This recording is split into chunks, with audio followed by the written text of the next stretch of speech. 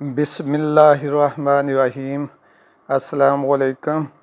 والدین کی مغفرت کے لیے یہ 3 دعائیں پڑھتے رہنا چاہیے۔ نمبر 1، بسم اللہ الرحمن الرحیم، ربنا اغفر لی ولوالدی وللمؤمنین یوم یقوم الحساب۔ دعا نمبر 2، بسم اللہ الرحمن الرحیم، رب اغفر لی ولوالدی ولمن دخل بیتی مؤمنا وللمؤمنین والمؤمنات۔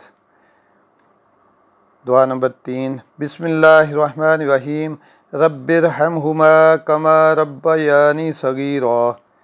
اللہ تعالی ہمیں اور ہمارے اولادوں کو والدین کی فرما بردار بنائے، آمین ثم آمین۔ سبسکرائب کریں، لائک کریں، شیئر کریں، شکریہ۔